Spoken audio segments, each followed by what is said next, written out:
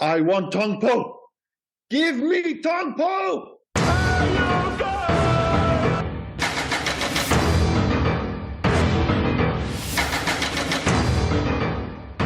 I'm Lee and this is Rob and welcome to the Hey Guys podcast. This week we look back at the quintessential 80s Jean-Claude Van Damme action movie. No, I'm not talking about 1988's Bloodsport. I'm talking about the arguably superior Kickboxer. Not everyone will agree, of course, and some parts have aged better than others. But when it's at its best, I honestly believe that Kickboxer rivals any martial arts movie released that decade. With memorable characters, great fight sequences, an awesome villain, and one of the greatest training sequences of all time, Kickboxer arguably remains JCVD's greatest cinematic achievement. And I'm going to say it, Tong Po is a better villain than Chong Li. Well, he is until he isn't, if that makes sense. Yeah, I mean... Tong Po's questionable, isn't he? I won't go out there. I think Bloodsport's a better film. But I'm only saying this. That's not an outrageous statement, just to be clear. No. I prefer Kickboxer by a cat's whisker, but I'm only I totally saying that now, mind. The fact that I haven't seen Bloodsport probably as long as I haven't seen Kickboxer. Now, I said last week I've seen Kickboxer a lot when I was a kid. And I haven't seen it for a while. We're talking maybe 10, 15 years. And it's probably the same with Bloodsport. I haven't seen that for a while. So now, as I've watched Kickboxer, Bloodsport has a bit more, what's the word? It's just better in my mind. I'm not saying Kickboxer is bad, but I mean, there are some things I want to bring up with Kickboxer. Yeah. But this moment in time, when we do Bloodsport, I'll probably go back because I haven't seen it for a while. So it's one of those things, isn't it? Because like Bloodsport, until you rewatch it, will have those rose-tinted kind of spectacle effect attached to it. And then you'll watch it. And it's, again, especially the way we're watching these films, when we're being maybe more critical than we'd usually be, it's easier to pick these films apart. And don't get me wrong, these movies have faults. They're pretty cheesy. Some of the acting's way off. But when I went back and rewatched it, and I was a little bit concerned at the start, the stuff with Eric and Kurt, like Eric... what's his name? The kickboxer who plays his brother Eric Sloan. Dennis Alexio. Like it was weird. I felt very conflicted at the start because he's not a fantastic actor, but he does bring something to it because he's got that physicality and the fact that he genuinely was one of the greatest kickboxers of all time. Why did they dub him? I don't know. It's bizarre. Well, that's the thing. And this will come into facts. That there are different versions of this film. There's actually one version where nobody's dubbed. It's like the most kind of original version. And it's like the Australian, New Zealand version. We'll get into the details in a bit. It's like watching Mad Max and proper Australian. Yeah. But that's the thing. I just always accepted like that was his voice. But I mean, he's perfectly fine there. He's not a great actor. And you could make the argument at this point, neither is Jean-Claude Van Damme. I think Jean-Claude Van Damme's great in this. But at the start, when they're really leaning into, their relationship, and it's all very much paper thin, and I'm kind of getting won over by the fact that it's such an 80s opening. And a lot of that doesn't admittedly come from his brother. He's got like the curly mullet, which, let's be clear, is the champagne of mullets. Yeah. Like the tight curl mullet. Oh, my days. And he's combining that with the classic mustache. His like complete lack of understanding of different cultures. The way he picks up the woman in Vietnam. Like, is she a prostitute? I don't know. Did he pay her with flowers? His like, line as well. There's no explanation to any of this. His line as well. She just wants to make it with the champ. Of course, she would have any idea who she is. I don't think anyone over there knows who is. I mean, they show up for this tournament. He's supposed to be the kickboxing world champion, and he's putting his belt on the line against Thailand's finest. There's not a camera there as far as I can tell. They're just fighting in some gym. This film as well couldn't make kickboxing. Like, you had the Karate Kid and they made karate a big spectacle. They couldn't make kickboxing a spectacle. Even at the beginning where he's defending his title right at the beginning, there's about 4 people in that hall. Well, that bit didn't work great. I actually thought the scenes, and one of the great things that this film does is actually shoot on location in Thailand, and I think it makes all the difference. So when they do have the fights, it maybe lacks that cinematic element in so much that it is a gym, but you feel like you are at an event at least. It doesn't feel like a world championship level event, but it feels like an event is going on, unlike that opening sequence where it really does just feel like it's on a set. And like you said, there's like 4 people there. Yeah. Did you think Van Damme missed a trick as well? Because he told Kurt to watch his wallet when he should have said, maybe feel her crotch first. I mean, it is Thailand. Are you going to go there early doors? Are you? Oh, yes. Go there? Yes. I guess there is the concern. I'm not sure if people were aware of those issues. I quote unquote issues. I don't know. Back in the 80s. But yes, it does have a reputation, admittedly. But I don't think Eric gave a fuck, to be honest. He was just going for it. He was going. I loved as well, right? Like the nonchalant way they threw in why Eric is American and Kurt is. Well, at least they explained it, Yeah. You know, with the parents. Because when they started talking at the intro, again, like yourself, I've not seen this movie for ages. I was like, wait, do they explain why they don't look alike and they sound nothing alike? I was like, oh, it's okay. He was brought up with his mother in Belgium and he was brought up with his dad in America. And in fairness, I actually think that relationship at the start is actually pretty important. And even though he's maybe not a fantastic actor, because he has that physicality, you can buy into the idea that he's the big brother. Yeah. Because it's almost quite bizarre. Like he's not passed off as like the weedy younger brother, but he's like the trainer. He's not the fighter. You know, he says, oh, I'm in the shape because, you know, my mum got me into ballet dancing. It's like he's in this incredible shape and he's already doing like, you know, these amazing kicks. But you kind of buy into the fact that he's the vulnerable younger brother because Eric is such an alpha male. And you totally buy him as an alpha male because that's exactly what he is. When you've got one of the greatest kickboxing records in kickboxing history, it's like, yeah, you're probably a bit of a badass. And that does come through despite the dubbing on screen. The badass part of it, like when Kurt sees Tong Po kicking the shit out of a pillar. Dude, it's the best. And then Kurt tries to explain it to Eric. And his explanation is terrible because his like lack of English is not coming through. I love it. It's just panicked. He's kicking the wall like this. It's fucking awesome. Then Eric does something and he goes, yeah, it's fine, but can he move like me? And he does his little move where he's showing how fast he is. But that visceral wet sound that's coming off him when he's going... That's I assume that's the soul glow. Because he has to have soul glow in his hair with that. Because he's moving and he's just squelching and he's going... I mean, it is impressive what he's doing. Like, you see it and like, oh, this guy genuinely has moves, but it is very wet. It's a very moist move. But to go back to Tong Po, and it is one of the reasons where I probably prefer this movie, and I certainly preferred this movie to Bloodsport growing up. Again, I've not gone back to Bloodsport for a while, so maybe I've changed my mind. But historically, I preferred this of the two films, and I still love this film going back to it now. And one of the reasons is Tong Po. And I think he has one of the low-key best bad guy intros of all time. Because he's like, yeah, go and get me some ice. And you hear that noise. It's almost like a horror film.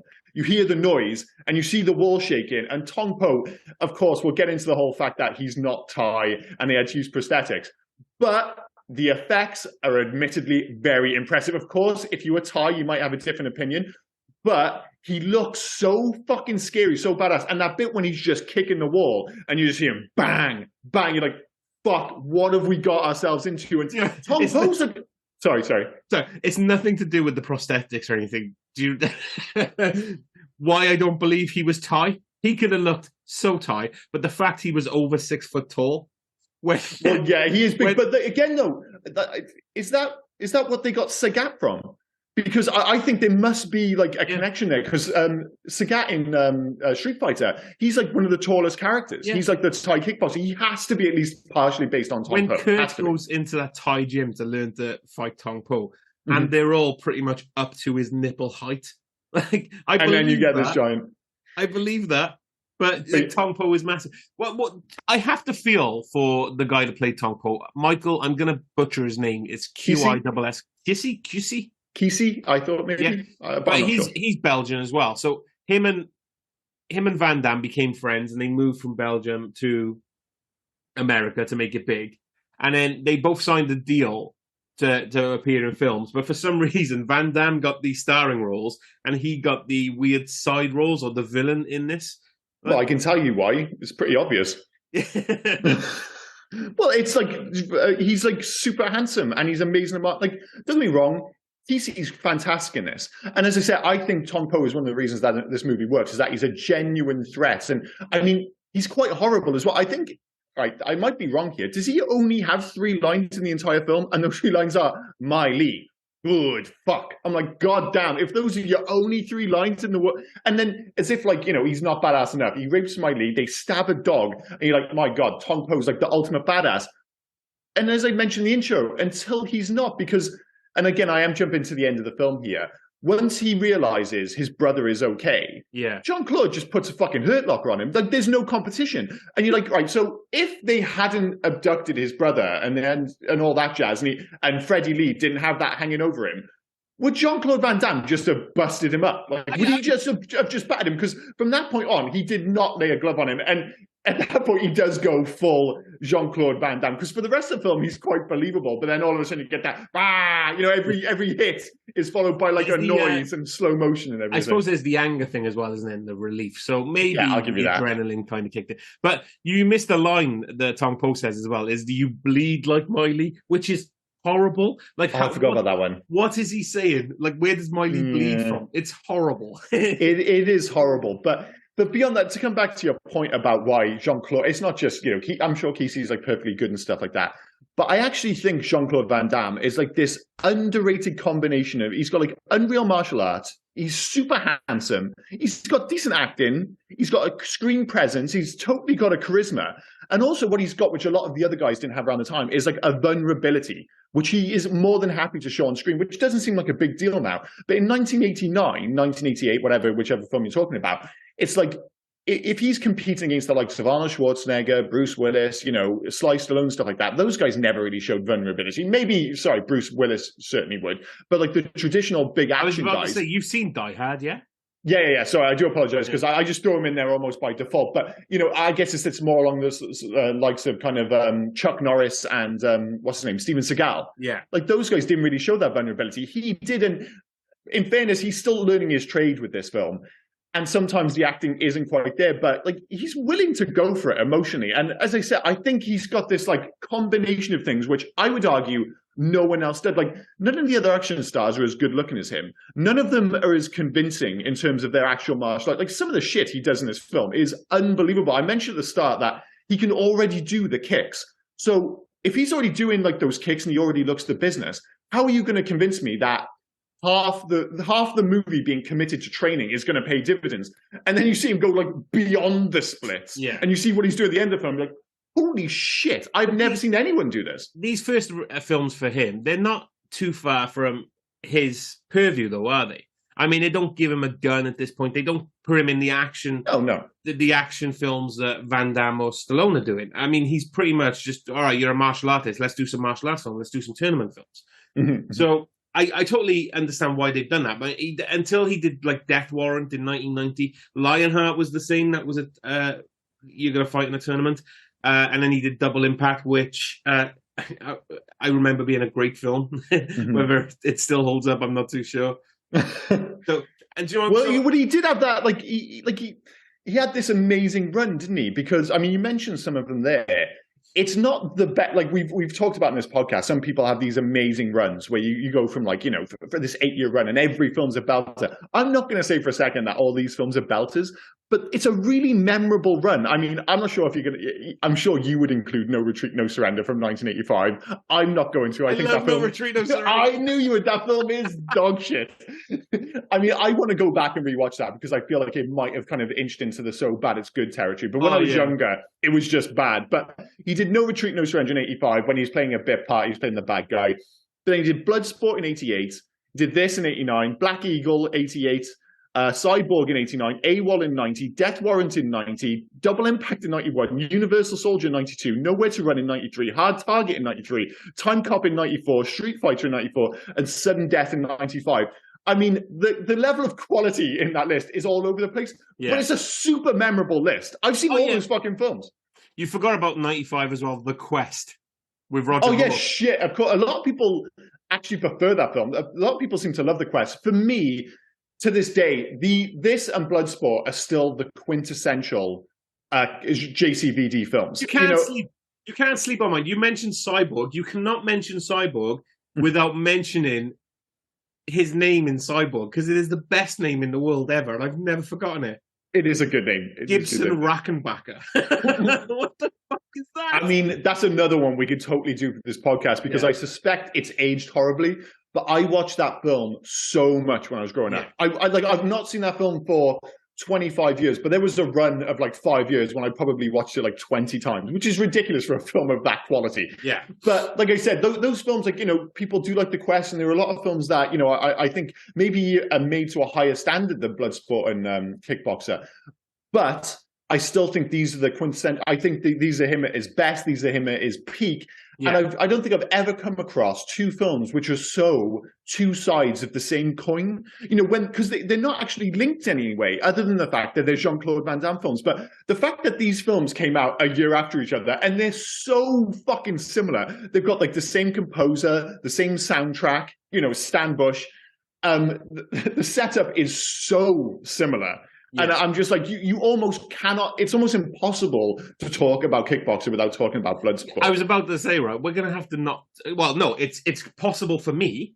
You haven't shut up about Bloodsport, so we won't have to do Bloodsport going down the line. We've already done it. The two are so intertwined. You just can't help it. The two memorable bad guys. They totally are. Just because it's Van Damme fighting in it. Well, no, he's not even fighting in a tournament in Kickboxer. So there you go. There's not similarity there. Just because some old Asian master teaches him a martial art and then he goes and uses it. That's as similar as it gets. You cannot put. You are out of your fucking mind, dude. Those two films only because they're so together, and it's Van Damme. They're a year apart. As I said, they've got the same guy working on the score, the same guy working on the soundtrack. It's basically if it was Bloodsport 1 and 2 with a few differences, you would totally buy it. It's like making Rocky 1 and 2 only. In one he's called Rocky and one he's called Steve. I've seen Bloodsport 1 and 2, and they're not anything like Kickboxer, by the way, just FYI. Okay, well, I have to leave it at that. But yeah, I can't keep talking about bloody... What I will talk about, though, because you mentioned Karate Kid, or did I hear that in my head? I said Karate Kid, yeah. You did say Karate Kid. There was an issue with the remake in particular, and so the one with Jackie Chan, that it was called Karate Kid, but it should have been called Kung Fu Kid. Yeah. And you could make the argument that this film shouldn't be called Kickboxer at all, and that it should be called Muay Thai. Because, he shows up, and, okay, he has, a vague understanding of kickboxing, because that's what his brother does. But everything they're doing, he's learning Muay Thai, he's fighting Muay Thai. The tournament is that. It's why isn't it called that? Yeah. Am I pronouncing that right, Muay Thai? All of a sudden I'm having I mean, I'm not even going to try to pronounce it. Muay Thai, I think that is. I'm going to stick with it anyway. This is the only time I'm ever going to stick up for the Karate Kid, especially the 2010 one. It's called the Karate Kid because that's what they call him when they mock him. Oh, so they've kind of forced the issue. At least they're self-aware about that. Yeah. Fair enough. Yeah. I'll give you that. But so that's the only time I'm ever going to stick up for that film. But I know of all the dude, we talked for 2 hours about the original Karate Kid, and you didn't have a kind word to say. But I mentioned 2010's fucking Jackie Chan version, and you immediately leaped to his face. Mate, don't piss off Jackie Chan. He will find you. I mean, I didn't actually hate the follow-up. Actually, it's not a great film, but it's not terrible. But anyway, that's besides the point. But this film, one of the reasons I think it has stood the test of time, and one of the reasons I still love it, is because it's ostensibly a collection of really memorable scenes and great characters. So, when I was looking back at this film, I'm like, there's the training montage, and this has arguably one of the greatest training montages of all time. And it's not even a montage. The whole second act of this movie is a training sequence, and I think it's the reason that it stands out. It gives you the whole white warrior or white savior thing that they do in the 80s, though, doesn't it? This guy comes from a far-off land to Thailand, or goes to a far-off land, to learn their sport, and then he's better than their national champion, in a week. Yeah, well, it's weird, isn't it? Because no one's ever really worried about Kurt. The big deal appears to be Cheyenne, or Xian, whenever they're, because they introduce, Freddie Lee's the bad guy for the whole film, but then they suddenly introduce his money man in, the very last sequence, to add stakes, I suppose, to Freddie Lee.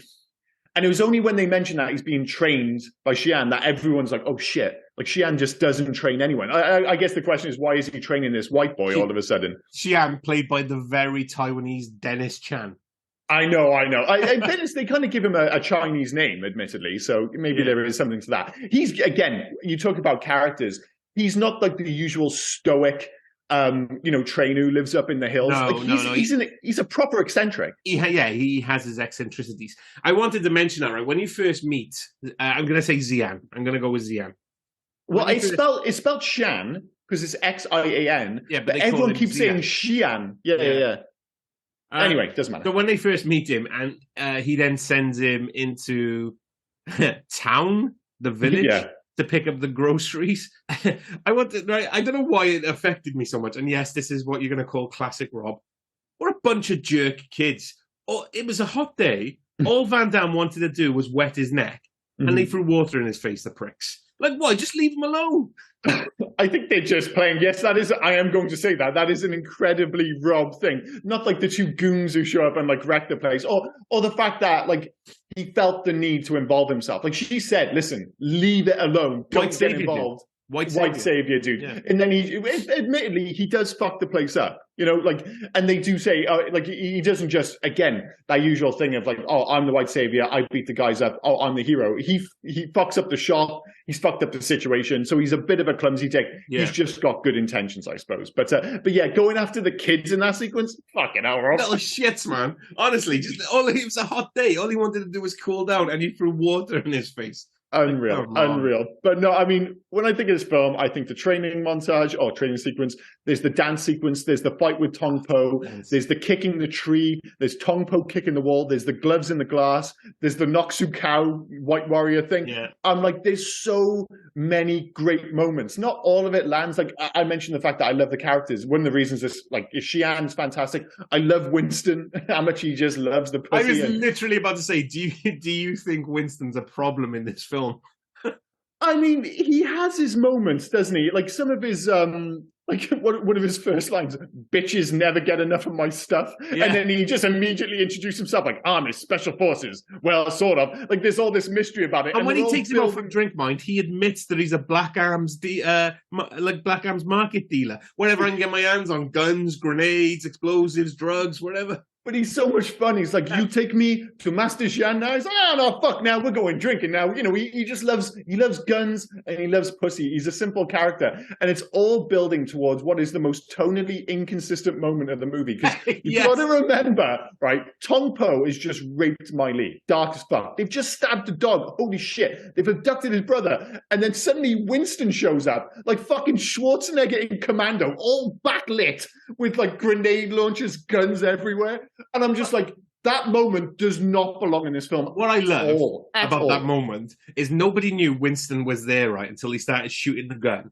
Mm-hmm. And then, so he started shooting the gun, people died, people moved, he did the grenade launcher thing. But when it goes back to Winston, he's standing in a massive fucking hole that he caused himself because it's exploded around him. So nobody heard him explode through the door until he started shooting the gun. There's another part of that scene that I wanted to mention. You had the henchman who, throughout the film, kept opening his jacket, opening his knife, putting his knife back because he's not allowed to use it. Or he opens his knife and he uses the whole kill him thing with the knife.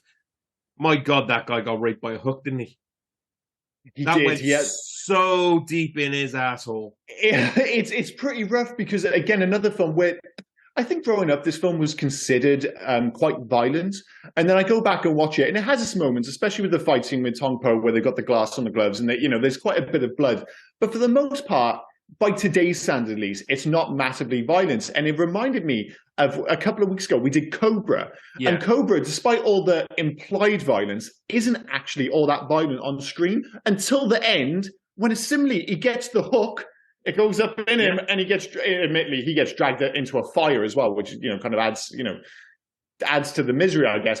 But yeah, that really is an unpleasant way to go. But I guess because you don't see any blood, you're like, oh, this is fine. How strong is that guy's sphincter? Because he was just being held up by sphincter alone. I don't know. You would have flopped forward, wouldn't you, when that went inside? You would think it would just kind of fall off rather than just kind of like hold yourself up with your own butt strength. I don't know. Speaking of butt strength, I don't think anyone's got greater butt strength than Jean-Claude Van Damme. I mean, these things. I love how you're trying to rescue this film. Well, I don't think this film needs rescuing. As I said, I mentioned these sequences, and a big part of it, again, is Jean-Claude. I think is fantastic. He's so convincing. And, how many people could pull off the famous dance sequence? I mean, I think that was the film that established that Jean-Claude Van Damme had fantastic butt cheeks, because there's a lot to deal with in that sequence. It's probably the most famous sequence in the film for good reason. He's got that vest, which is fucking bananas. It's got clips at the top. It appears to have a zip at the front. I don't know what's going on at the back. Then he's wearing these kind of like grey cream trousers with quite clearly no underwear on. So when he shakes his butt, you are seeing all butt. And, it's the fight sequence. It's that amazing dance, the kind of slow clap as he gets into it. That sequence shouldn't work. But because Jean-Claude Van Damme is, like, put it this way, imagine Chuck Norris doing that. Imagine Steven Seagal doing that. It just doesn't work. And it's probably one of the reasons that outside of the big three, Jean-Claude Van Damme was always my dude. Like, I was never a Chuck Norris guy. I was never a Steven Seagal guy, but I was a JCVD guy. I think he was the closest to, like, breaking into that top three. I was a huge JCVD fan, but that dance sequence doesn't work, dude. It's so cringy. Yeah, but that's why it's so brilliant. Basically, you've got a guy who's drunk, starts hitting on other women. When the boyfriend's trying to stand up for himself, he then beats up the boyfriends. And he towers over the boyfriends. That poor dude who's holding a table as a shield and gets kicked into the fucking water. You're defending the goons? Oh, I don't know where to go with this. Like that dance sequence is so iconic. It's like, even to this day, if somebody gets JCVD... Being iconic does not make it good. It just makes it iconic. Yeah, but I don't know, man. I love the song. Like, the song Feel Good Today, and that's a belter. The dance is ridiculous. I would argue that sequence has the best fight choreography of the whole film. Yeah. I actually think him doing, like, dance karate or dance Muay Thai, whatever you want to call it, is actually really cool. Like, he's convincingly drunk. I love when he goes back to the table and he goes to get another drink, and the guy puts his arms there and he smacks his arms away and then he hits his head. And he's like, why did those guys all want to hurt me? Like, I fucking love that. I can't believe you don't like that sequence. I didn't say I don't like it. Sounds like you don't like it, dude. I said it's cringy, and I wouldn't call that out as a great scene. Like, I wouldn't. Oh, I would. I mean, I mentioned some of my favorite. It's almost bizarre that exists in the same film. If you make that your favorite scene as well, we're gonna have words. Oh, it's in the conversation. I don't think this is unique to me. I think if you asked 20 people who have seen this film numerous times what their favorite sequence is, I think like 18 are going to come back with the fucking dance sequence. You reckon? Oh, no. Oh, no, this is going to know every time I do this. I'm wrong. Fuck you. I feel like, no, you couldn't see the look on his face. The look on his face said, this always happens to you, Liam. Every time you double down on something, you shit the bed, and nobody agrees with you. Yeah, I say, are you willing to back this one up? Are you willing to... I really do think that most people would have this down as one of their favorite scenes, if not their favorite. I'm surprised, and to go in defense of the goons is unthinkable, sir. Unthinkable. I'm not trying to defend, but he is literally hitting on women in front. He is literally... My wife literally went out of her way to come into the room to tell me how fucking awesome that scene is. She goes, "That's my favorite sequence in the film." Thank you, Bethan. So at least she's got my back. Maybe that's why she married me. There's one. You need 17 more people. I need 17 more. Well, I know a few people who've seen this film, so I will put that out there to see if I get the answers. But like I said, that's just one of many memorable sequences. And I mean, like you said, and I understand why you and many other people might prefer Bloodsport, because it's got that more traditional tournament structure. It does have more fight. This film doesn't actually have a huge number of fights in it. And when you get to that final sequence with Tong Po, I mean, I do love that sequence, but I don't know, like, does it kind of like go off the rails a bit when he finds out and he just kind of beats the shit out of him? But like, does it get away with it because it's got so many iconic sequences in it? I'm not sure. You say iconic sequences. I mean, it's from start to finish. A big iconic sequence. I don't think anything kind of stands out as the best. Do you know what I'm trying to say? But well, I'm just thinking, like, from the start when they put the gloves in the glass, you're like, oh, no other film does this. I love when Tong Po like calls his shots like fucking Babe Ruth. When he stands there and he hits his elbow. I'm gonna fuck you with my elbow. I'm gonna. Yeah, and then the next round he's like, oh, I'm gonna hurt you with my knees. Because I'm like, oh, dude, that's badass. He knows Kurt can't do anything about it. That's. Do you think he knows? Yeah, of course he knows. I just wasn't sure. They captured Mai Li so he could so he could rape her. So they would tell Kurt that would get into his mind. But also, just to double down on it, they kidnapped the brother. Which again, I don't like it as much because I thought like Tong Po was just like this ultimate badass. But obviously Tong Po, and I think again, they don't really show it in the film, but it comes back to the whole Xi'an thing. As soon as they find out he's being trained by him, that's when everyone's like, oh, fuck, that guy, like, he's the business. You know? Do you know as well, right, you said that Eric wasn't a very good actor, Dennis Alexio. I'm sorry, that guy did Paralyzed very well. Yeah, no. I mean, I know most of it, all you have to do is sit in a wheelchair. But at the end, when he falls off the chair, I mean, when he falls off the chair, and then he's pulling himself up on the ladder, and he's holding the ladder with his arm strength, and he's giving the thumbs up, and then they've got to carry him. I thought he did quite well as a paralyzed person. No, I totally agree. I'm probably being a bit unfair, and what I mean is like the movie opens with their relationship, and like he's like, I think, like I said, I think he's got like that physicality. I think he's quite good on screen, but he's not the greatest actor in the world. In the same way that back in 1989, for all his positives, Jean-Claude's not the greatest actor in the world. So when I going back and revisiting it, and that's the first thing you see, and you know, the direction for this film is okay. It's not too bad. But at that point, I'm like, is this film going to stand up? And then once you start getting into like, oh, this is a martial arts movie, that's when the magic really starts happening, kind of thing. I was trying to think of the logistics and all to it as well. Like you said, the beginning of this, the film, I realize we're jumping around. Like, I don't think people mind. But they're kickboxers, and like he's just won the championship or he's defended, he's done whatever he's done. And then this random guy comes out and goes, "What about Thailand? I hear that they invented the sport." Like, if you're a kickboxer or a kickboxer fan, you knew that anyway. But then Eric acts like, oh, that's new. Okay, book us a flight. All of a sudden, they're in Thailand. The logistics of how they've managed to arrange any of this seems to just go out the window.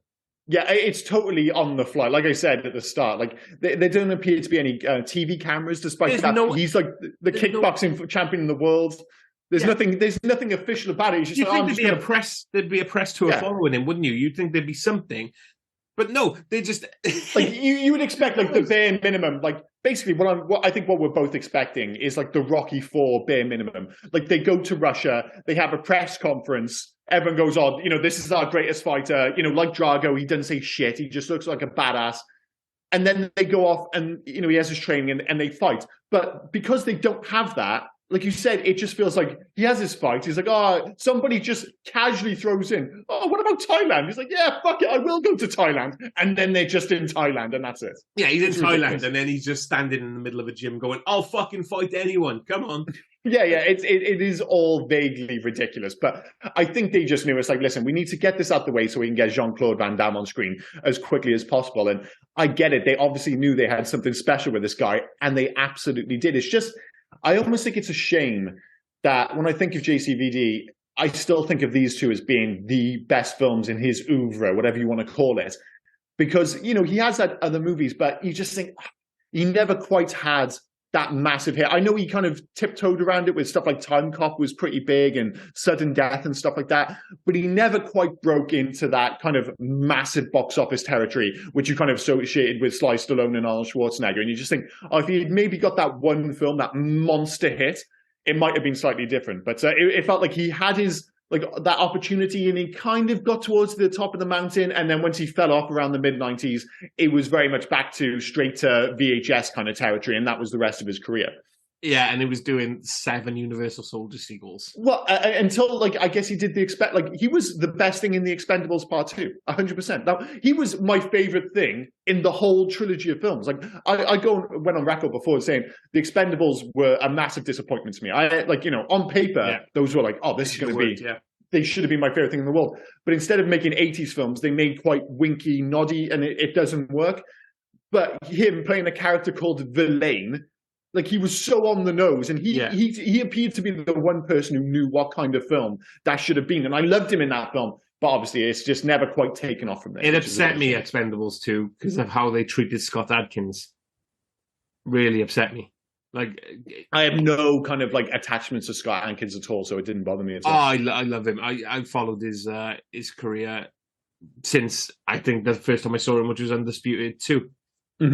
I think he's such a fantastic actor. Again, that just feels like such a Rob sentence. Since I started following his career with Undisputed, the only thing that surprised me was that it was 2 rather than 7. That feels like one of those Rob things. And that's one of the reasons that Rob is going to be 100% covering the legacy section of this film. Because if ever there was a Rob section, it's fucking that for this one, for sure. But I will say, don't sleep on Scott Adkins. He's in the new John Wick film as Killer.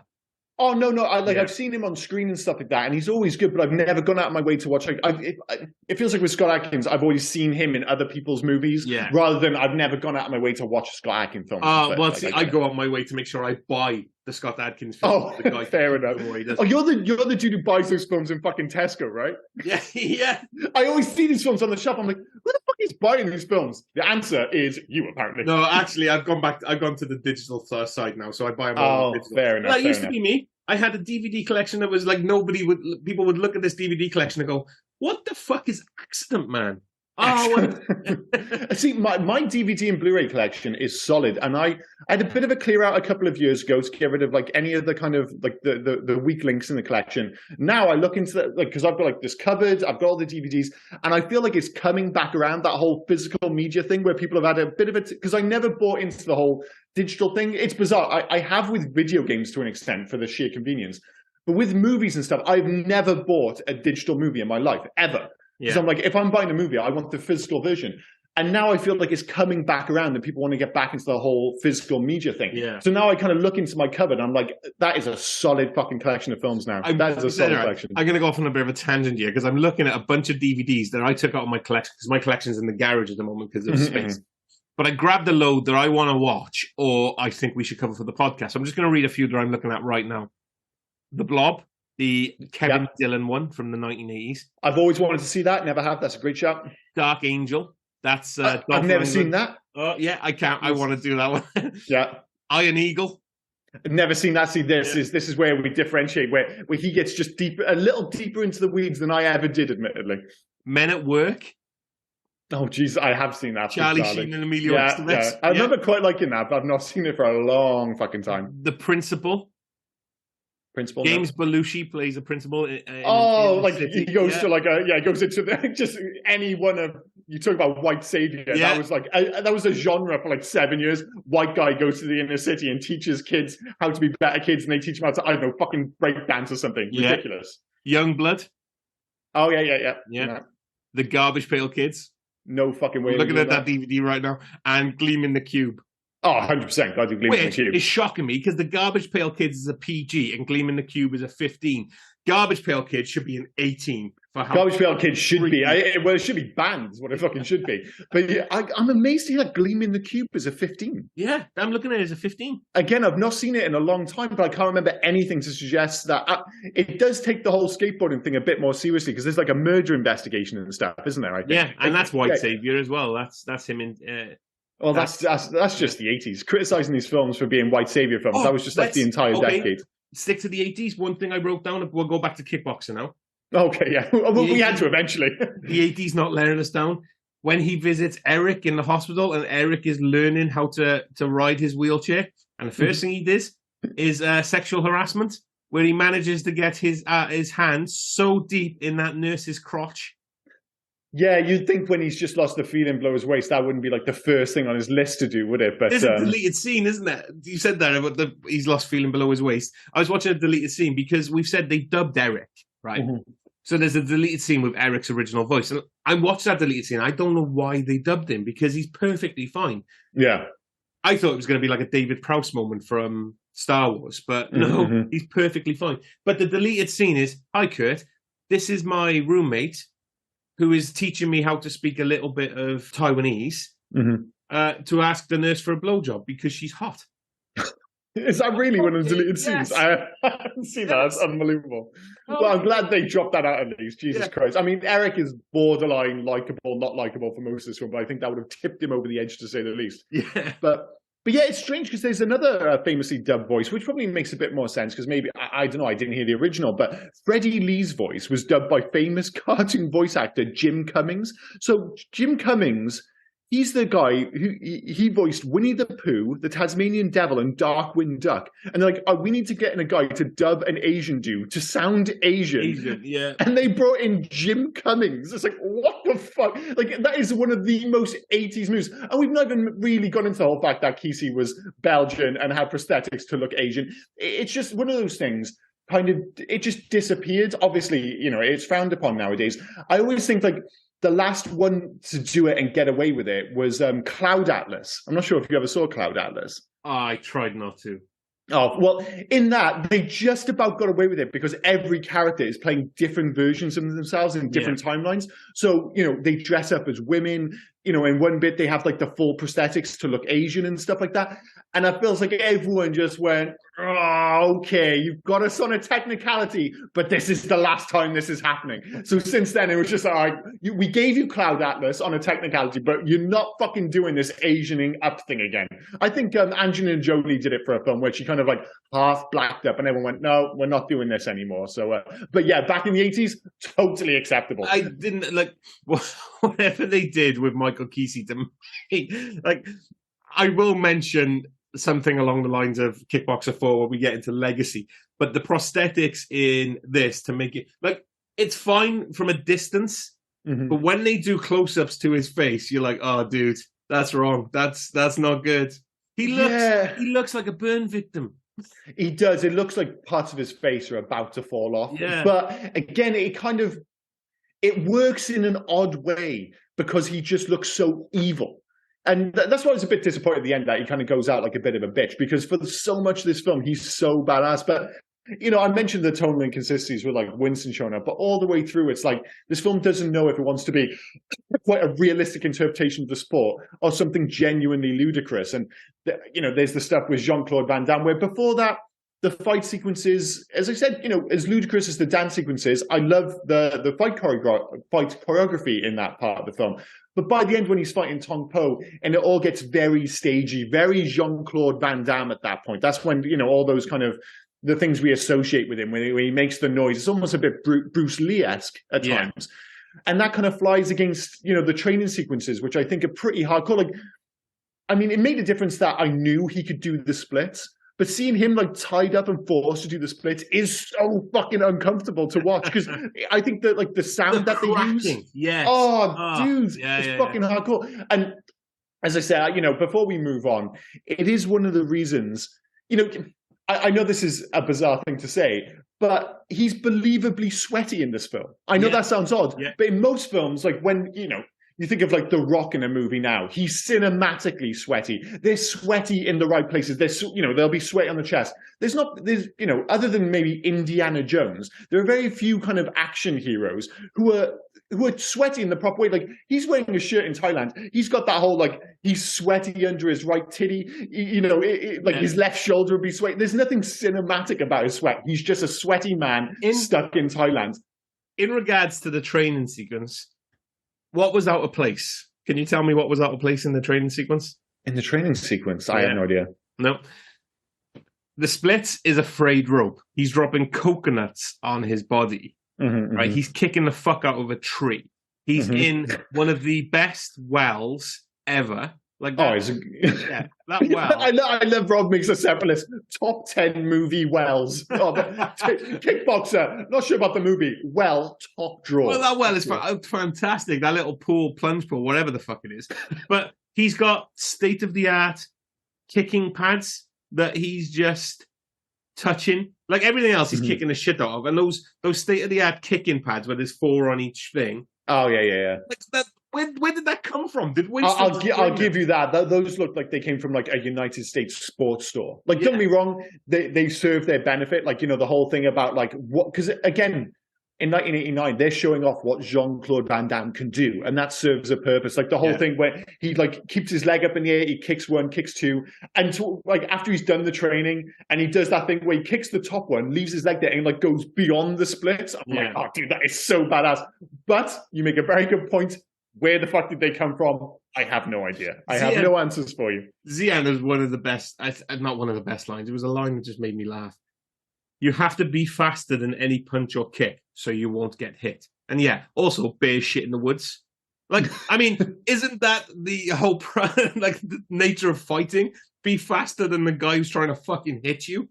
I guess so. I mean, I love that whole scene. I'm convinced this day, and I should have checked this out, but I think like Kill Bill Volume 2 is at least half homage to this. The whole training sequence with the bride when she goes up to the hill. Yeah. Obviously, it's homaging a whole bunch of other Asian martial arts films going back to like the 70s and 80s.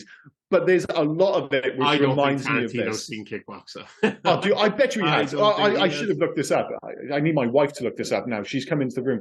You need to look up whether Tarantino was inspired by Kickboxer when he was shooting the training sequences in Kill Bill Volume 2. She's probably remembered like 2 of the words I said. She's looking at me like, what the fuck are you asking me? Right, well, I think while she's looking that up, a lot of these films in the 80s and 90s have the beat-down guy, the nerdy guy, whatever, being trained by an eccentric.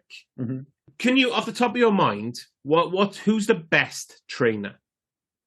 So if you've got like Mr. Miyagi, you've got Xian. Mr. Miyagi is the correct answer because he's the most memorable. And I think, like, you know... Well, he's the most memorable from a groomer standpoint, yeah. Oh, dude, leave that out. Pat Morita is fantastic in that film. But in terms of, like...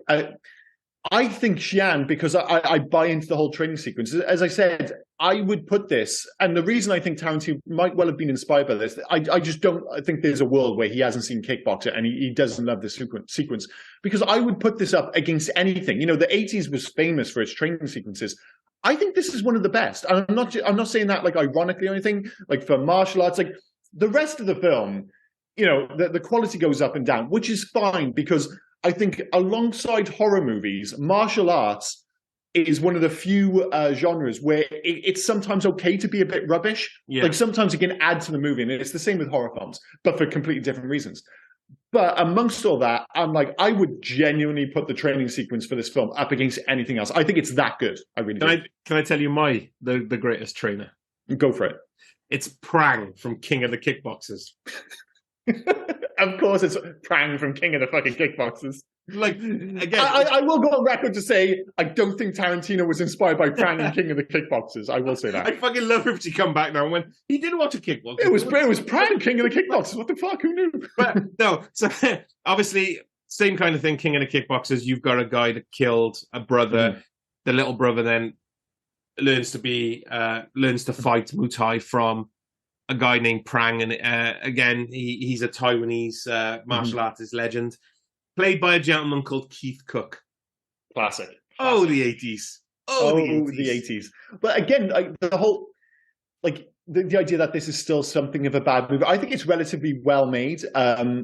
You know, it gets away with it to a certain extent. And the only reason I'm bringing this up is because I was looking at a list of great bad movies. I was like, oh, do people consider this, a bad movie, which is otherwise enjoyable? Because I was like, I actually think this is, for the most part, actually quite a good, I think it's too good to be a bad, good film, if that makes sense.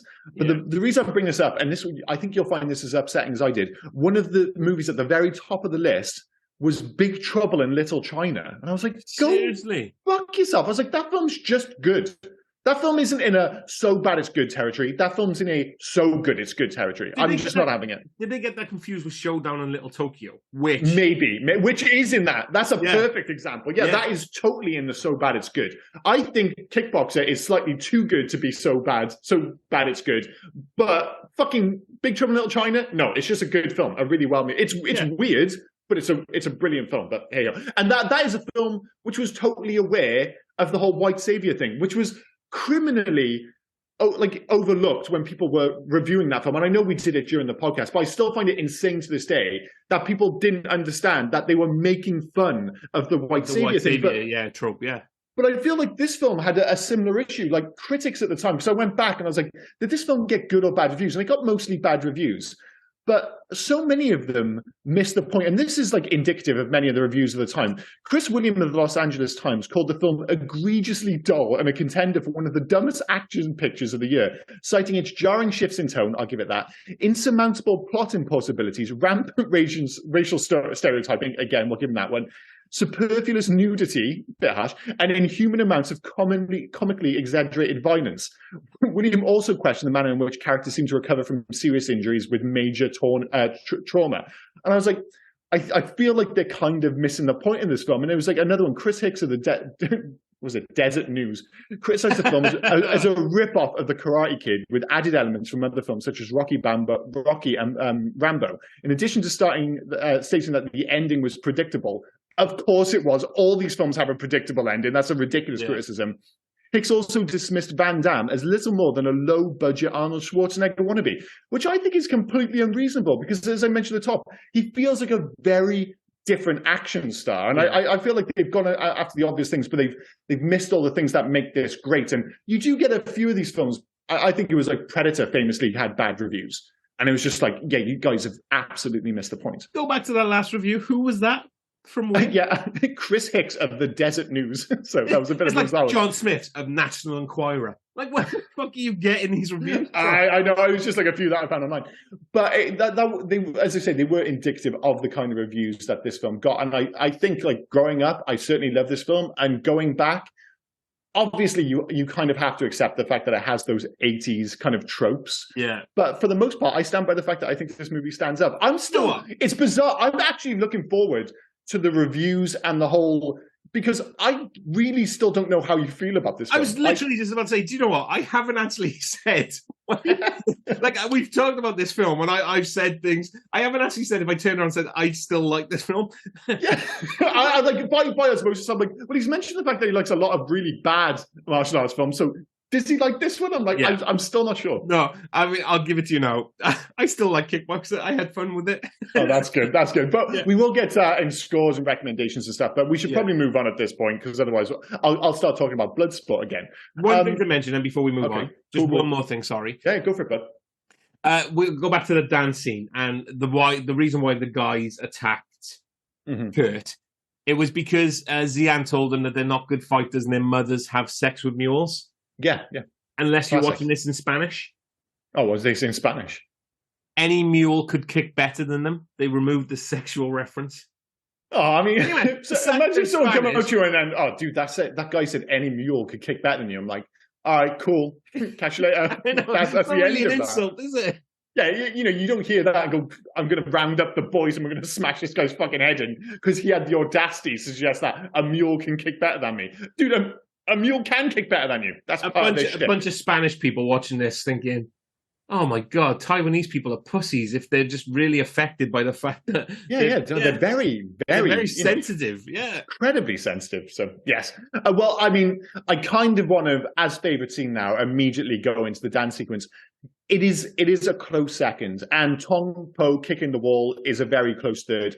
But it's a tricky one because it's more of a, the second act rather than a scene in itself. But I am going to go with the training montage. I think that is the part that really sets this film apart from the other films in the genre. I think that is the most memorable. Like, for all the fights, for all the bad guys, when I think of Kickboxer, I always think of the training sequences above all else. And it really shows off, as I said, Jean-Claude Van Damme at his best. I'm still not sure about the whole, Jean-Claude Van Damme can hear, like, the warriors of the past when he goes and fights at the temple.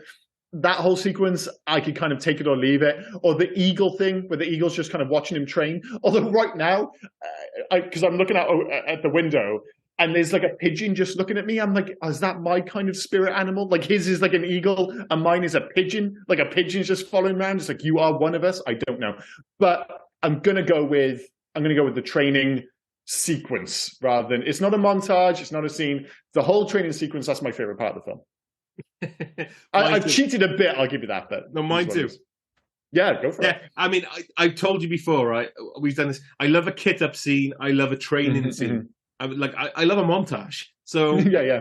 That's a weird thing, because it's not a montage in this film. It's too long to be a montage. Yeah, but it's still awesome. Yeah, no, and it is mine. It's my favorite scene. Is those ones. I just love the idea that it was just the bit in the really nice well. Yeah. Well, I was questioning how he was able to stay down there so long, because every time I tried to go underwater, I float to the top. Well, that's honestly, my wife, she just gets in the water. She was making fun of me recently because I don't float in the water like a fucking witch. She brings her knees up. She just bobs. I'm like, what? And she's like, oh, you don't bob? I'm like, no, like every other human that isn't a witch. I sink to the fucking bottom if I don't flap my arms around. But hey, it is what it is. And she's in the other room like, is he calling me a fucking witch on his podcast? No, she's still trying to remember what you said about freaking... She hasn't come back, so it's probably bullshit. In terms of love and hates, love, number one, Tong Po. As I said, I'm a little bit disappointed that he goes out like a bitch at the end, but for the most part, he's a super threatening bad guy, and one of I think one of the more memorable kind of martial arts villains. Jean-Claude Van Damme, I think he absolutely makes the film. I've already mentioned the reasons, that added vulnerability, the fact that he's so goddamn good looking, the fact that he's so good at martial arts, it all adds up on screen in a way that made him unique at that time when they were really pushing action stars to the fore of cinema. And the fact that it's got one of the greatest training sequences of all time. And I will throw in the brilliantly named Haskell Vaughan Anderson III as Winston Taylor. I mean, he feels like an ex-A-Team guy.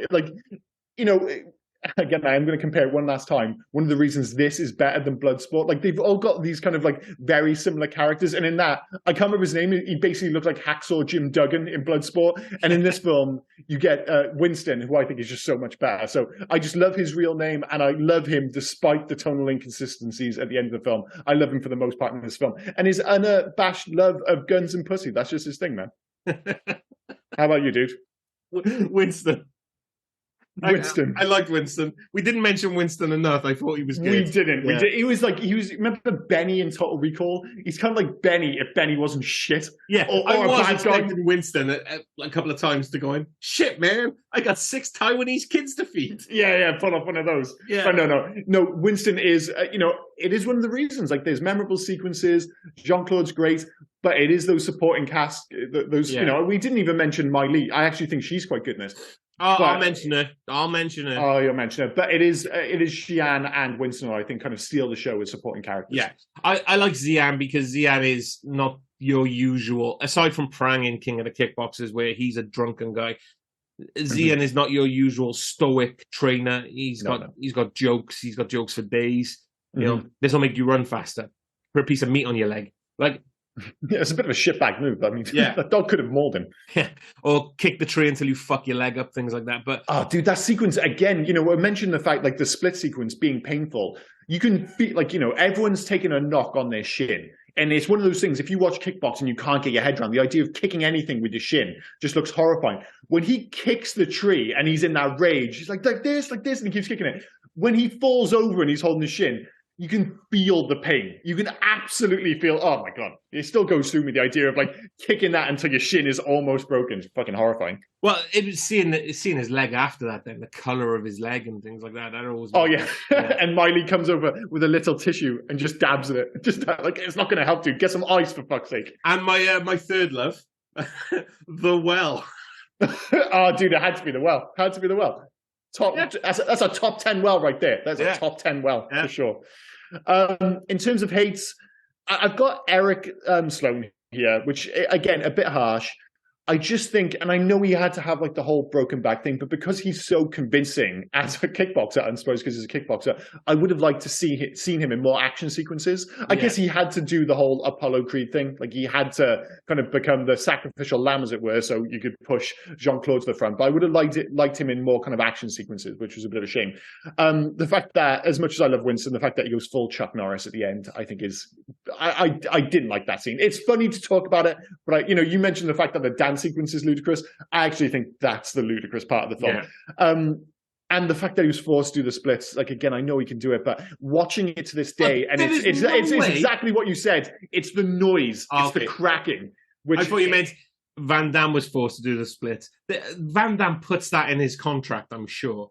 Oh, 100%. The whole, like, when when they were doing it, and like the idea of being in this make no mistake, a torture device, and you see he's really pulling it, and you hear the cracking, like, oh my days. Like, of all the things you could tell me, like, where you can imagine the pain, is somebody forcing you to do the splits and forcing you to kick a tree until your shin's bleeding. I'm like, oh my God. All they needed was like a stubbing his toe sequence to kind of complete the set.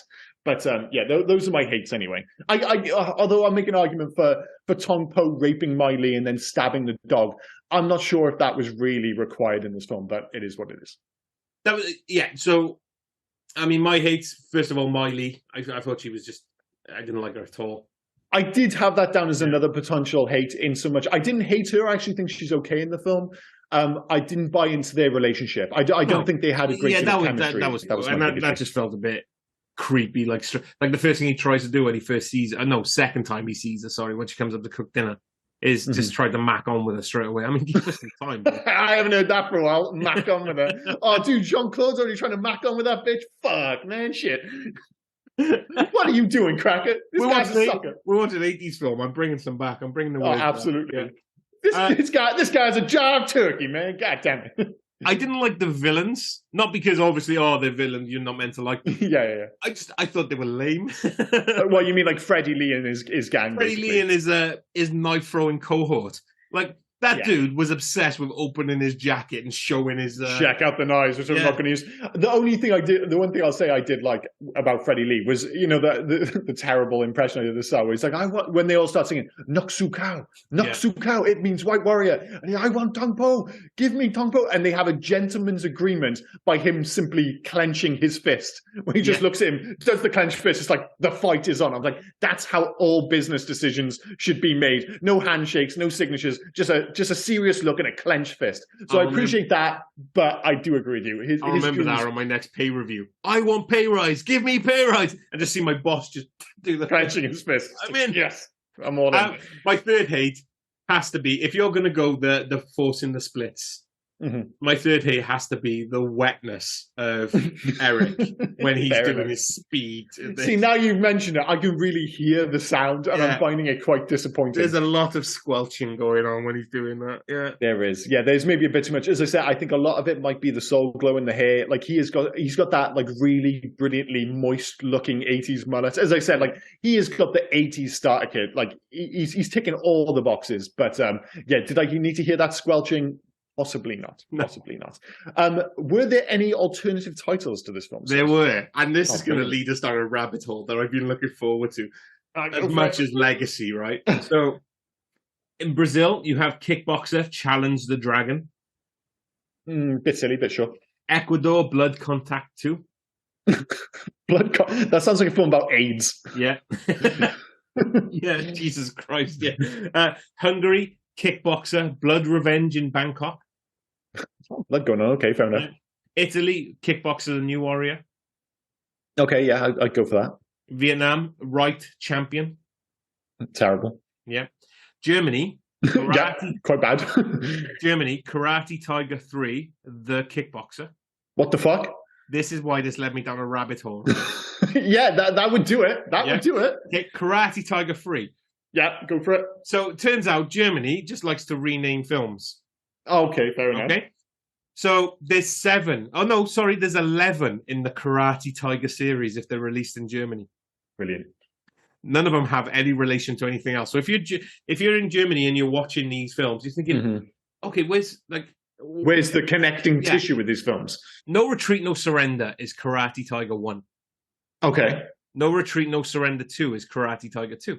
That's fair enough. Yeah. Kickboxer is Karate Tiger 3. We've already said that. That makes no sense, yeah. Best of the Best is Karate Tiger 4. No fucking way, Best of the Best. Awesome. King of the Kickboxers is Karate Tiger 5. Fantastic. Kickboxer 3, The Art of War is Karate Tiger 6. Okay, now it's getting confusing as fuck, yeah. Yeah.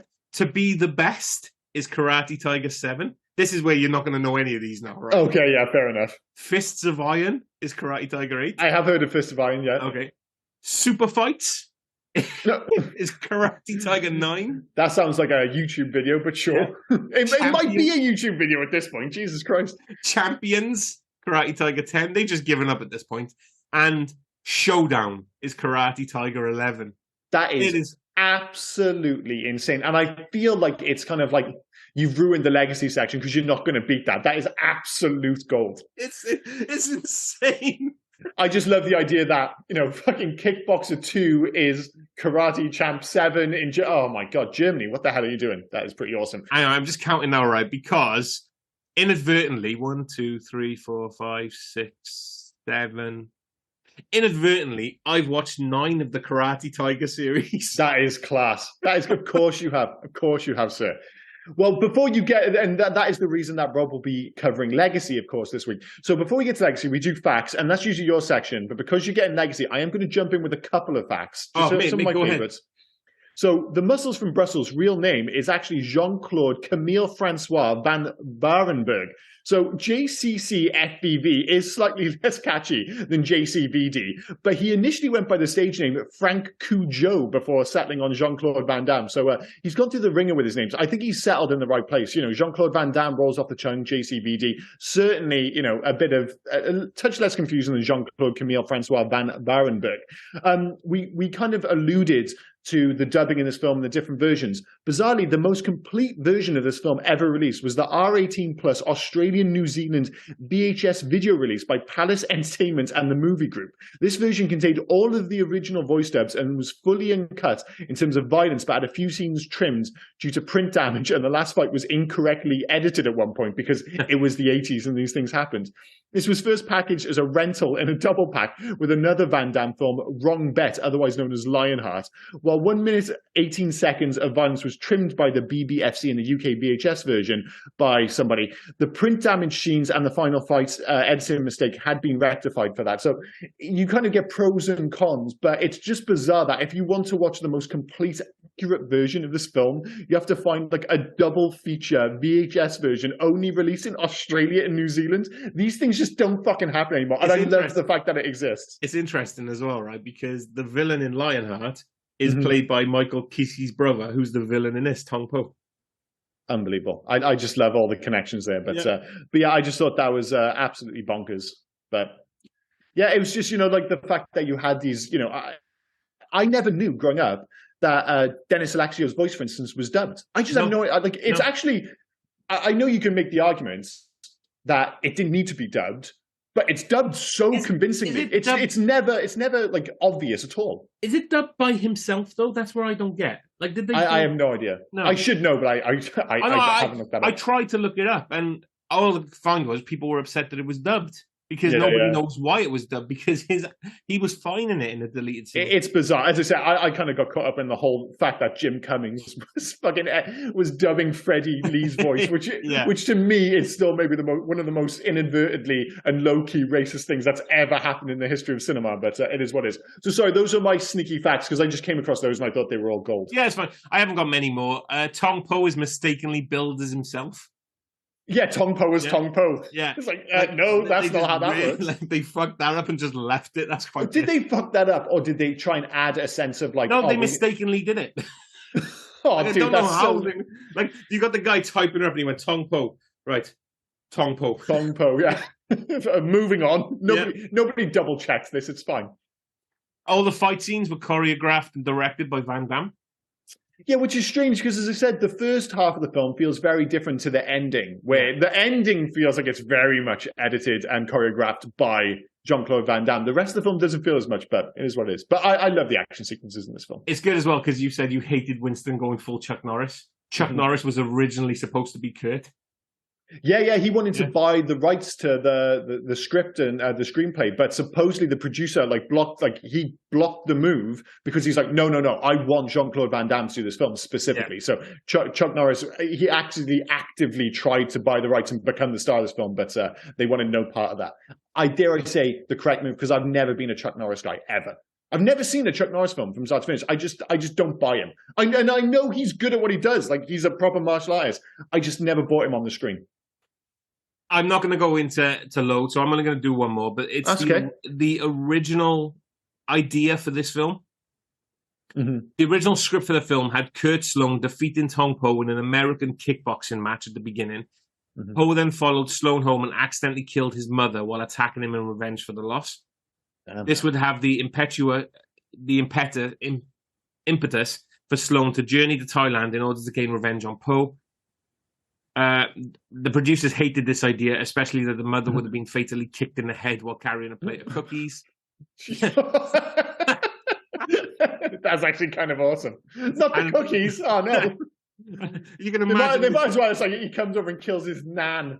She's carrying a plate of cookies. You can imagine the orphan bunny rabbits. You can imagine the dramatic scene in there where they go in, and that ruined snickerdoodles for me. Oh, it really did. Yeah. Really did. Unbelievable. They wrote up another treatment which made Po crippling Kurt's brother instead. Mm-hmm. The producer also claimed to have come up with the character of Taylor based on a friend of his with the same name. Cool. And they just, and that was it really, but it was just, I read that the plate of cookies, like she died from being kicked in the head while holding like you imagine them read, I was like, does she really have to be like carrying the plate of cookies? Like, listen, dude, if we're doing this scene, she's carrying the goddamn cookies, but it is what it is. In terms of legacy, before you get down to business, I mean, beyond the question of how highly this movie ranks in the Jean-Claude oeuvre, as I mentioned earlier, I still think it might be top. it's really about is it 6 sequels or is it 4 sequels, a remake, and then a sequel to the remake? Because I know the most recent one, which is a sequel to the remake, which also stars Jean-Claude Van Damme, but not playing Kurt, he's playing the Master. Kickboxer Retaliation actually has pretty decent reviews, so I'm thinking I might need to watch it, but it's so far down the fucking road, I'm not sure if I can bring myself to do it. There's 4 sequels, and then there's the remake and the sequel to the remake. Absolutely bonkers. Yeah. Absolutely bonkers. And just be clear, Jean-Claude Van Damme is only in the original remake, yes? Yeah. He's in this, and he's in the first remake, and then he's not in any of the others. Is that correct? He's in the sequel. Oh, so he's in Kickboxer and then Kickboxer Retaliation. Kickboxer Vengeance and then Kickboxer Retaliation. But he's not in any of the sequels to the original film. No, I'll take you down a rabbit hole now, right? All right, go for it, buddy. Right. Go for it. So I just wanted to make sure I was in the right place first. Let me take you on a journey. Go for it. Apparently, after Kickboxer, after Kurt defeated Tong Po, Tong Po gets very upset and shoots... as you would. Yeah, and shoots Kurt, Eric, and Miley. God damn. Yeah. And that's it. And then a year later, it turns out there's another brother that nobody ever mentioned. Oh, so wait. When you say shoot, so the start of part 2 goes... It's not the start of, no. It's does it go like full Alien 3 and so much that it's just like, oh, well, they're all dead. Like Tom Poe just killed them all. The start of Kickboxer 2, you meet David Sloan. Yeah. Who's running the Sloan gym that the brothers have left him whilst they've gone to Thailand. Now, this is not mentioned at all in the... it's a year later after Kurt beats Tong Po, and then it's mentioned halfway through the film that Tong Po got very upset and he shot them all. And killed them. Them. So God damn. They're done. So... That's closing the door on a lot of big characters real quick. Yeah. So you've got David Sloan now. So David is he's running the Sloan gym, but he's about to lose it, so he signs up to do a shady fight. He does the shady fight, then he retires. Then his protege ends up becoming champion of this shady kickboxing association, and the champion who he has to fight is Tong Po. Plus, of course, Tong Po kills the protege. But Tong Po isn't played by... No, Tong Po again is played by Michael Kesey in this one. Okay, cool. Okay, so Tong Po kills the protege in the ring. Yeah. David Sloan comes back to fight. He's trained by Xian. Okay. Again. So Xian's training David Sloan. And then they end up fighting in the same ring that they killed the protege in. Okay. By wrapping their hands in rope, dipping it in glue, putting it in glass. Of course. David Sloan beats Tong Po. Fine. Yeah. End of the film. Kickboxer 2. David and Xian go... No, Kickboxer 3, you mean? Kickboxer 3, The Art of War. Yeah. David and Xian travel... Well, usually we might say spoiler alert, but I don't think anyone gives a fuck. No, if you've lasted this long... I don't think you're like, oh, dude, I was still planning on watching Kickboxer 4. Karate Masters 7, as it's known in Germany. David and Xian go to Rio de Janeiro, where they're in turn... he's kidnapped and he's forced to go through a terrible training regime which will make him tire out for the fight at the end. Turns out he still survives the fight. He's able to stop a prostitution ring. Obviously. Right? And rescue 2 orphan people from Rio de Janeiro as well. Yeah, class. Okay. Kickboxer 4. Oh, he's going through the whole one. I'm going for a while because he's fucking amazing and bouncing up and down. Kickboxer 4. David's wife, who's never been mentioned previously, is killed. You need to add that threat, I suppose. Yeah, by Tong Po, who is now a drug trafficker in Mexico. Okay, yeah, so he's moved to Mexico and now he's selling drugs, fair enough. Not played by Michael Kesey. Yeah, at some point everyone drops off, don't they? If you get anything from this, please Google Tong Po Kickboxer 4. I've seen the picture. It's horrifying. It is horrifying. They've just got some white dude and put some Asian prosthetics on him, and it is awful. It is, and they are not good prosthetics, just to be clear. Not good at all. So Tong Po is now, he's in Mexico, he's doing his drug thing, but he's also doing, he's getting fighters from around the world to do a tournament to the death. Kind of like Mortal Kombat, yeah? But with more drugs. The FBI get David to come back. So this is all played by the younger brother. The FBI get David to come back. So he goes in undercover because Tong Po won't recognize him because he's a different Stallone, even though he beat him. Yeah, of course. Too. And then, by the by, finally Tong Po dies. Oh, well, he had to go eventually. Yeah. He had to go eventually. Kickboxer 5. Fuck, I've got those 4. I forgot there were 4 sequels. Yeah, it is 5. David Sloan dies. Well, okay. And I'm sure everyone was very upset about that. Yeah.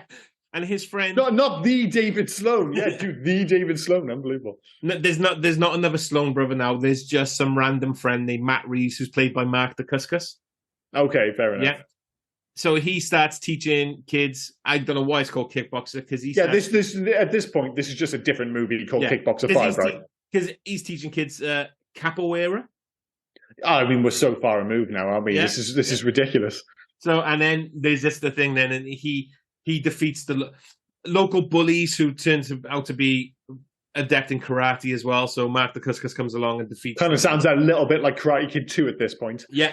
And they kind of thought, you know what, maybe we'll end the Kickboxer saga after that. Yeah, so, because you were the only person who made it to Kickboxer 5. You were and just be clear, just so people remember, Rob didn't watch these for the podcast. Rob had already seen these films. He'd already seen them. That's the amazing thing. He was like, oh, well, there's a Kickboxer 5?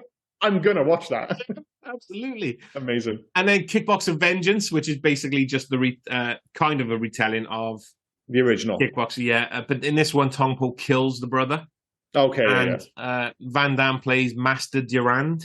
Yeah, teaches Kurt. Tong Po played by Dave Bautista.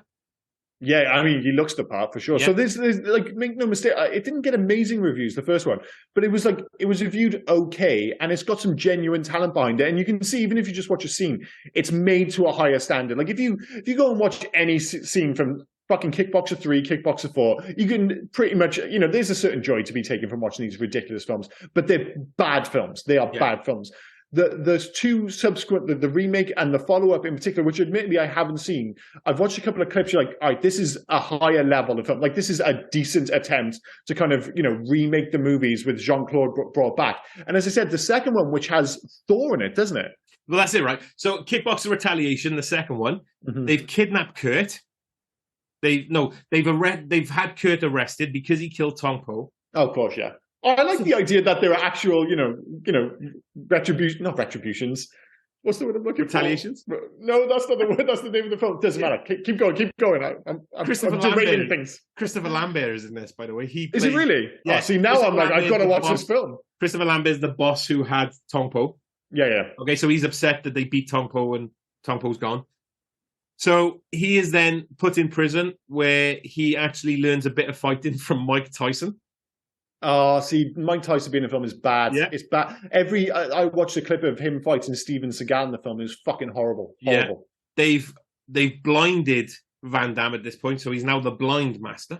Okay, I can get behind that. I can totally get behind that. Oh, the word I was looking for was consequences. I wasn't even close. Consequences. Fuck. And yes, the bad guy or the bad fighter in this is played by Thor, half poor Julius Bjornsson, who is playing a character called Mongkut. Mongkut. It feels like because the way your intonation towards the end makes it sound less terrible than when I say Mongkut. It just sounds worse, so I'm going to go with your one. Yep. And that's it, really. And then, obviously, Kurt has to fight Mongkut and maybe defeat him, maybe not. And I don't know why I'm saying maybe defeat him, maybe not, when I've spoiled the rest of it. I didn't mind you spoiling Kickboxers 2 through 5, and we might be the only podcast who's ever spoiled Kickboxers 2 through 5 and gone through. It's such a deep cut for the whole series. Yeah. But genuinely, I want to watch the remake, and specifically so I can watch the follow-up, which actually looks pretty cool. Well, and the fact that it's like Batista and Thor and stuff, I'm like, all right, this sounds badass. You need to, because sooner or later, Kickboxer Armageddon will be coming out. Is that a real thing? Yeah, that's the third one in the. Is Jean-Claude coming back for that as well? Apparently. All right, I'm all in on this. I'm totally watching this. I'm not watching the sequels. They can go fuck themselves. But I'm going to watch the remake and the follow-ups. So I think in order to know where you're going, you need to watch them all. You need to know where you've been. You get like really poetic about the fucking Kickboxer. To know where you're going, you need to know where you've been. Dude, this is just as good as when I go over the Bloodsport sequels. Are there loads of Bloodsport sequels as well? or 3. Oh, fantastic. Well, we're going to have to do Bloodsport soon because I do want to compare the films. And despite what Rob says, they are very similar. And speaking of which, score and soundtrack. So Stan Bush, heavily involved in the soundtrack. Where the fuck does Stan Bush keep coming from? I don't know, man. He did like all the fucking soundtracks. It was unbelievable. But the score for the film was composed by Paul Herzog, who he did this, Bloodsport, and then basically disappeared, which is a bit of a shock because when you go back, obviously the things that stand out are the songs, and Stan Bush is fantastic with this film. But the score is actually really good. It's a genuinely memorable score. And I'm like, where did this dude just disappear to? So, yeah, Paul Herzog, for both Bloodsport and Kickboxer, knocks out the park and just walks off into the sunset. But the only thing I'll say about the actual soundtrack rather than the score is that it's got some absolutely great tracks. And I thought it might lack that true 80s belter. But I think its biggest issue is the fact that perhaps it has too many songs for one to stand out. There's Fight for Love, which is pretty different. Pretty decent. There's Streets of Siam, belter. Never Surrender, absolutely fucking slays. And those are just the Stan Bush tracks. There's Roll with the Punches is pretty good. Then there's what is it? I mean that song feels a little bit more Back to the Future. I'm not sure if it actually works in the film, but it's still a pretty good song all the same. And then there's the jukebox song "Feel So Good Today" by Bew Williams. This film has so many great songs. I did want to say the soundtrack is a banger. It is an absolute banger. But the bizarre thing, and it comes back to what you said there about the fact that Stan Bush keeps popping up, is that for so many of these action movies from the 80s, you could just take one of the songs and move it to another. Like if you take Never Surrender when it plays at the end, the first thing I thought when I heard it was like, I could totally imagine this playing over the end credits of Running Man. Like you could just take any of these songs, whether it be, what was the fucking arm wrestling film with Sylvester Stallone, over the top. Over the top, yeah. Yeah. Like that has similar songs. You can move it to Rocky. You can move it to the Karate Kid. I don't know why I went to Over the Top first. Very bizarre. But Running Man, you could just take all these Stan Bush songs, all these 80 songs, and you could just interchange them between all these action films, and it really wouldn't make a difference. But as I said, I went back and I couldn't remember one song off the top of my head, and I think it's just the fact that there's like 6 absolute belters in this film, and I think the score goes under the radar a bit. So I want to give Paul Herzog a bit of a shout out because I think the score of this film is really good as well. But audibly, this film is fucking fantastic. In terms of video games, amazingly, there was no video game, but it's basically a video game ready to go. In terms of what I would want, the obvious thing was like, oh, do I go for like Mortal Kombat? But I was like, that's closer to Bloodsport. But if I was going to go like old school, I was like, I could go with Kung Fu on the Commodore 64. That was like the first game I ever owned, where you just walk up the stairs and you fight everyone. But realistically, I was like, all right, it needs to be a fighting game. So it's like, would I go for like the flashy version of Tekken, or would I go for the more grounded version of like Virtua Fighter? And I'm like, well, I'm a Sega guy. I go for Virtua Fighter. And then I suddenly dawned on me, there is only one answer. And I do apologize. I'm sure you'll have a different opinion, but this is the correct one. It's Shenmue. Shenmue, the Kickboxer version, because that has everything this film includes. So you get Yu Suzuki back. You can have the sequences with Miley where you go and try and romance her. You go to the shops. You have to buy goods. You have to like manage your day in terms of like training, helping the locals fight off Freddie Lee. And then the fighting sequences, like in Shenmue, are actually using the Virtual Fighter engine. So the correct answer is Shenmue, only the Kickboxer version. Right, so yes, I will. If you say Naughty Dog, I'm not fucking having it. We're not doing this section anymore. I will have a different opinion, only because how dare you turn around and say only I have ever seen the Kickboxer sequels when you throw out a fucking thing like Shenmue, where you're probably the only one who's ever played that game. Oh, no. If you're into, like, Shenmue was like the most expensive video game ever made back in 1999. It's maybe the most famous Dreamcast game, which I know is a bit of a niche console. There was Shenmue 3 recently, and as I'm saying it, I'm like, yeah, this is like you talking about Kickboxer 4. So yeah, I do apologize. But even if you haven't played it, the correct answer is Shenmue, just to confirm. Or is it Def Jam Fight for New York? That's pretty good. That's pretty fucking good. Yeah, I would have. Oh, dude, now you've said that, I'm like, you could have the Stan Bush soundtrack. Yeah, I would have a Def Jam style made by EA Sports, a Def Jam style Kickboxer film with the Stan Bush soundtrack. That's where I was going. Okay, so these are probably the 2 best suggestions we've ever given for the Shenmue and Def Jam Fight for New York, whatever the hell it was. So we'll go for one of those. It depends what you're going for. If you are going for a more traditional fighter, that is a much better answer than Tekken or Virtual Fighter. If you want to go for like the whole story moving, you can have half this set in the US, half bit set in Thailand, and you could really kind of like build up like, oh, you have to go into Bangkok and there's parts in the village. Shenmue works. If you want something where you're just playing a banging ass Stambush soundtrack and you're having fight sequences, then Rob's answer is the correct one for sure. I feel like a lot of people will go for your one. That one just sounds badass. So I was so convinced that mine was genius, and now I heard you, I was like, oh, I think this is better. Fuck. So anyway, scores and recommendations. The score for me is, I'm going to go 3 stars. Because again, we're judging it by today's standards, going back and watching it. I still love this film.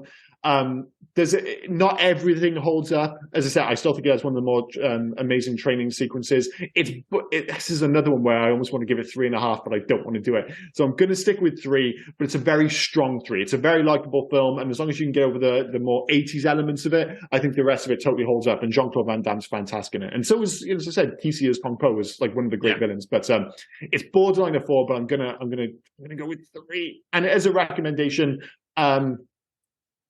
again, I feel like you had to kind of be there. It's so 80s. I'm not sure if I could just tell anyone, oh, you've got to go back and watch Kickboxer. I always think of like a comparison, because it was on again a few days ago.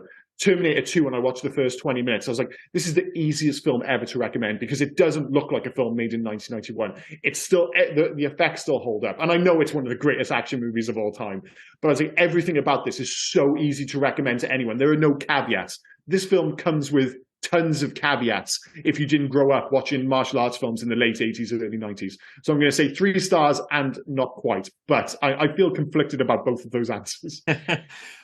It is a 3-star. It is a 3. I still really enjoy this film. Yeah, it is definitely a 3-star film. It's middle of the road, but in a good way. Maybe edging, as you say, towards 3.5.